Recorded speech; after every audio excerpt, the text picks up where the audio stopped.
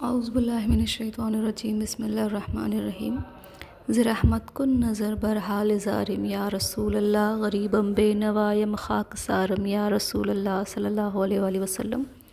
السلام علیکم ورحمۃ اللہ وبرکاتہ۔ جیسے کہ لاسٹ ویڈیو میں ہم نے صبغۃ اللہ یعنی کہ اللہ کا رنگ، کہ اللہ کا ایک رنگ ہے جس میں اللہ نے فرمایا کہ میں نے اپنے اوپر، اپنے غضب کے اوپر اپنی رحمت کو حاوی کر لیا ہے، تو اللہ کا یہ رنگ ہمیں بھی اپنانا چاہیے تاکہ اللہ کی اور رحمتیں ہم پر نازل ہوں، جس میں کہ ایک رنگ تھا رسول پاک صلی اللہ علیہ وسلم پر درود شریف پڑھنا، جیسے کہ اللہ ہمیشہ سے پڑھتا آ رہا ہے، واللہ عالم اللہ کب سے درود پڑھ رہا ہے اور کتنا پڑھتا ہے، وہ کتنا بھیجتا ہے اللہ پاک درود پاک، وہ اللہ ہی جانے۔ اللہ کا درود بھیجنا رسول پاک صلی اللہ علیہ وسلم پر، یہ اللہ کا درود کہلاتا ہے۔ فرشتوں کا درود بھیجنا رحمت کی دعا کہلاتا ہے، اور ہمارا بھی درود بھیجنا رحمت کی دعا کہلاتا ہے۔ تو اللہ کی سنت ادا کر رہے ہیں، اللہ کے جو رنگ ہے ایک رحمت کا، اس رنگ کو درود شریف کے ذریعے ہم لوگ اپنے عمل میں لا رہے ہیں، وہ بھی اللہ کی ہدایت سے، اس کا شکر ہے۔ اللہ کے جو 4 صفات ہم نے لاسٹ ویڈیو میں بات کی تھی کہ سورہ بقرہ میں اللہ کی 4 صفات کے بارے میں بتایا، باقی جو 99 ہے 99 وہ اللہ کے نیمز ہیں، الرحمن الرحیم الغفار، جسے اللہ کی ہمیں اللہ کی معلومات ہوتی ہے کہ اللہ کیسا رحمان ہے جو رحم کرتا ہے، رحیم ہے جو بار بار رحم کرتا ہے، مالک ہے، ہمارا کچھ نہیں ہے، سب کچھ اللہ کا ہے، خالق ہے، اللہ نے پیدا کیا ہے۔ انسان سوچتا ہے وہ کیسے اپنے آپ ایٹم بنا، اس کے بعد وہ پھٹا، تو وہ سب اللہ کے حکم سے ہے۔ تو اللہ کے 4 صفات جو سورہ بقرہ میں ہیں وہ یہ ہیں کہ قدیم، ذاتی، لامحدود، لا فانی۔ قدیم یعنی کہ پرانا، یعنی کہ ہمیشہ سے، اللہ رب العزت کی ذات جو ہے وہ ہمیشہ سے ہے، کوئی نہیں ہے جو ہمیشہ سے ہے اور ہمیشہ کے لیے ہے۔ دوسری چیز ذاتی، جو کچھ ہے خود اللہ رب العزت کا ہے، اللہ جس کو دے اس کے لیے وہ عطائی ہو جاتا ہے، جیسے کہ حضور پاک صلی اللہ علیہ وآلہ وسلم کے پاس جو بھی علم غیب ہے، جو بھی پورے کائنات کی چابیاں ہیں، عطائی ہیں، اور اللہ پاک جس کو جو دیتا ہے، ہم سب کو اللہ نے ہاتھ پیر آنکھیں سب دی، اللہ کا دیا ہوا ہے، اس لیے ہمارا حق نہیں ہے۔ جیسے لوگ بہت چھوٹی چھوٹی باتوں پر سوسائڈ کرنے لگ جاتے ہیں، اور بعض دفعہ بڑی بڑی جو چیزیں وہ جھیل نہیں پا رہے تو سوسائڈ کرتے ہیں، اس لیے سوسائڈ کرنا بھی گناہ ہے۔ یہاں تک کہ بلڈ ڈونیشن بھی لوگ اپنی مرضی سے کرنے چلے جاتے ہیں۔ شریعت کے پہلو سے جاننا چاہیے کہ بلڈ ڈونیشن منع کیوں ہے، کیونکہ ہم سب، ہمارے پورے جسم پر، ہماری جان پر صرف اللہ رب العزت کا حق ہے۔ دوسری چیز تو یہ سب اللہ کا ہے، ہم سب اللہ کے ہیں، اور اللہ جس کو جو نعمت دے وہ اس کے لیے عطائی ہو جاتی ہے۔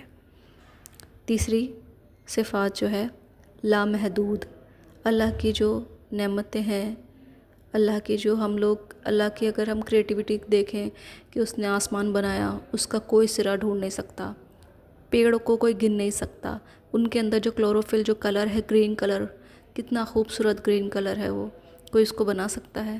نہیں۔ آسمان میں جو رینبو کلرز بنتے ہیں وہ کون بنا رہا ہے؟ اللہ بنا رہا ہے۔ اچھا سوچئے، پانی کا جو جھرنا ہے اس کی ایک بوند کو اگر آپ گننے چلیں تو کیا گن سکتے ہیں؟ نہیں۔ سمندر کو گن سکتے ہیں؟ نہیں۔ ماپ سکتے ہیں؟ نہیں۔ سمندر میں جو نمک بنتا ہے اس کو ماپ سکتے ہیں؟ نہیں۔ تو کوئی بھی چیز آپ کاؤنٹ نہیں کر سکتے، اس لیے کہتے ہیں لامحدود، کوئی حد نہیں ہے، کوئی حد نہیں ہے۔ کتنا انسان پیدا ہو چکا ہے اللہ جانے، کتنا اور پیدا ہوگا اللہ جانے، کتنے تارے ہیں اللہ جانے، کتنے پیڑ ہیں اللہ جانے، کتنے جانور ہیں اللہ جانے۔ چوتھا لا فانی، یعنی کہ اللہ کی صفات جو ہے لا فانی ہے، اللہ کے جو خزانے ہیں لا فانی ہیں، ہر کسی کو اللہ پاک جو دیتا ہمارے پاس جو ہے ختم ہو جاتا ہے، کچھ بھی لا فانی یعنی کہ نہ ختم ہونے والے خزانے۔ اس میں ایک تفسیر آتی ہے کہ جب اللہ رب العزت کے سامنے اللہ فرماتا ہے کہ تم میرے خزانوں کو دیکھنا چاہتے ہو، تم پوری مخلوقات، انسان جتنے بھی دنیا میں ہو، اور اللہ کی جو علم ہے جتنے بھی بن چکے ہیں اللہ نے اپنے علم میں، تمام انسان، جنات اور 18,000 مخلوقات کم و بیش، جتنی بھی 18,000 چیٹی سے لے کر جتنی بھی مخلوقات ہیں جن کو ہم نے کبھی دیکھا بھی نہیں، سوچا بھی نہیں، جن کے نام تک ہمیں معلوم نہیں ہے، کتنی تو اتنی باریک باریک چیٹی نما، اتنے تو چھوٹے چھوٹے وہ ہوتی ہیں، کیڑے ہوتے ہیں، وہ ہمیں پتہ بھی نہیں ان کو کیا کہتے ہیں۔ تو اللہ فرماتا ہے کہ تمام مخلوقات ایک ساتھ کھڑے ہو کر ایک وقت میں اور ایک ہی ساتھ کھڑے ہو کر مجھ سے مانگو اور میں تمہیں عطا کروں گا۔ اس کے بعد جو تمہیں عطا کرنے کے بعد بھی میرے خزانوں میں اتنی کمی نہیں آئے گی جتنی کہ اگر آپ پانی میں سوئی کو ڈبو اور سوئی کے اوپر جو پانی کا قطرہ ہلکا سا رہ جائے گا، اتنی بھی کمی اللہ کے خزانوں میں نہیں آتی ہے۔ تو اس کے خزانے لا فانی ہیں۔ اب ہم دوسروں سے حسد کیوں کرتے ہیں؟ اگر ہمیں کچھ چاہیے تو ہمیں اللہ سے مانگنا چاہیے۔ ہمیں دوسروں کی نعمتوں پہ کیوں نظر ہوتی ہے کہ اس کے پاس یہ ہے، اس کے پاس یہ، اللہ نے اسے تو دیا ہے، وہ اتنا کما رہا ہے۔ اگر آپ کو نہیں ہے تو اللہ سے مانگو، جائز طریقے سے مانگو، حلال طریقے سے مانگو۔ تو اللہ کی 4 صفات ہیں، بہت خوبصورت ہیں، ان کو جب پڑھو، ان کے بارے میں سوچو تو بڑا دل خوش سا ہوتا ہے اور اللہ کی پہچان ہوتی ہے، اللہ کی باتیں کرنے کا من کرتا ہے۔ اللہ خود کہتا ہے کہ تمام پیڑوں کو قلم بنا دو اور تمام سمندر کو سیاہی بنا دو اور اس سے میری تعریف، میری صفات لکھنے کو کہو۔ تم سب مل کر پوری خلقت میری تعریف، میری صفات کو نہیں لکھ پائے گی۔ وہ ہے اللہ اکبر کبیرہ والحمد للہ کثیرہ وسبحان اللہ بکرۃ وصیلا۔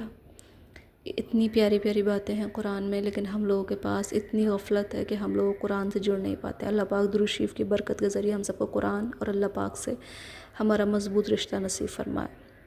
اس درود کی رسی کے ذریعے اللہ پاک ہمیں اللہ اس کے رسول سے جوڑ دے، آمین ثم آمین۔ سبحان ربک رب العزت عما یصفون وسلام علی المرسلین والحمد للہ رب العالمین۔ السلام علیکم۔